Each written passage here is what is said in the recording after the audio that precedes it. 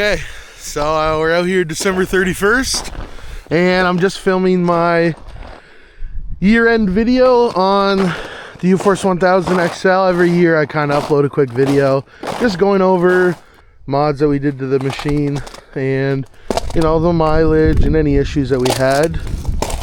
So like I said, it's December 31st, and let's see where we're at. So we're at 147 hours, 2,879 kilometers, so not too bad. Honestly, I didn't really, well, I had exactly 1,830, I think, kilometers this time last year, so I only put 1,000 kilometers on it. In terms of maintenance and issues with the machine in the past year, I did do the diff fluid, the tranny, and the oil, and I'm going to do that again once I hit 3,000. I did recently have an issue that I haven't uploaded that video yet, so I got to finish editing it. But what happened was the rear passenger wheel bearing blew out. Honestly, probably should have just caught it, and that's a lack of maintenance issue. So it blew out, and it ended up damaging the rear caliper, so I had to get a new caliper. And yeah, so what I ended up doing was 2 new rear wheel bearings, 1 new brake caliper, and then new brake pads. And then I just greased the bushings. The bushings were a little, they had a bit of play, but once I pumped them full of grease again, they were good to go. So yeah, other than that, I've had no issues, no maintenance items. In terms of mods and upgrades on the machine, the biggest one this year was the Elka suspension. So these are the Hester's Elka suspension. Yeah, they add over 2 inches of ground clearance, so I got rid of my 2-inch bracket lift that I had on there. And then they also add something like 3.5 inches of suspension travel, so it's night and day difference now riding it. So that was the biggest upgrade, but that was honestly the best one that I've done, and would highly recommend it. It turns this machine into just a totally different beast. The other thing I did was the CVT snorkel. Last year I did the OEM snorkel kit, but it doesn't snorkel the CVT exhaust, so I did that. I also did the 32-inch Kenda Mastodon tires. So these are 10 ply. They're 32 by 10 by 14s all the way around. Great tire. Yeah, haven't had any issues. You know, I put basically 1,000 kilometers on them, and there's very minimal wear, which is impressive because I do a lot of road riding. The other thing I did was, when going to 32s on the CFMoto, everyone suggests changing out the steering rack. So that's what I did. I have the Crawlworks steering rack and ball joint deletes on there. I haven't posted a video yet, but I did just put the CFMoto solid windshield on, so that's new.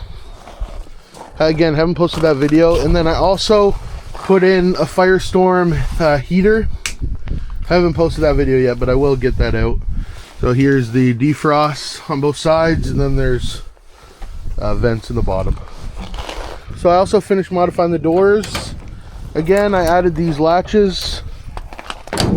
A lot better. Oh, you know what? I also added wiring directly to my second battery. So now I can run my lights, speaker, you know, whatever I want to do when the machine's off.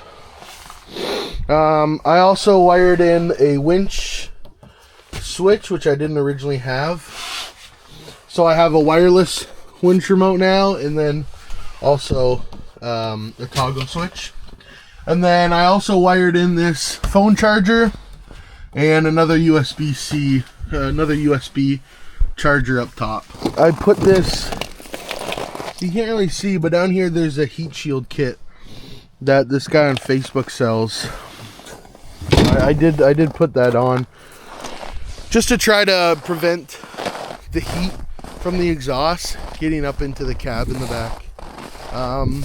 Actually, I did also insulate. underneath this seat to prevent some of that heat coming up. So we'll see in the summer if that, you know, paid off, if that worked pretty well. So yeah, that's it. That's 2025. Like I said, it's been great.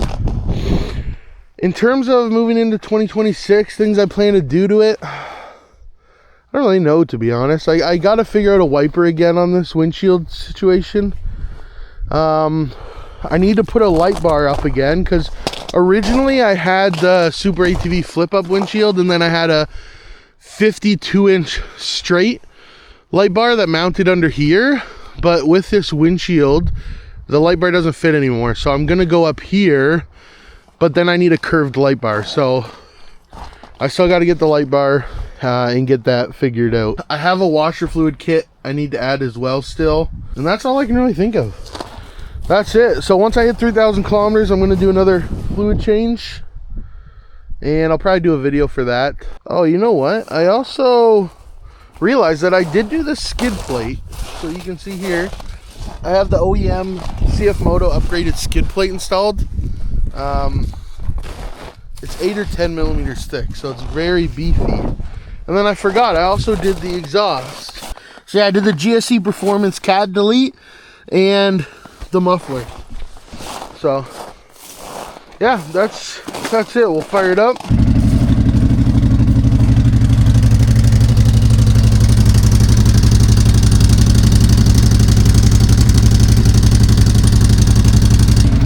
So yeah, that's it. That's 2025. We'll see what 2026 brings.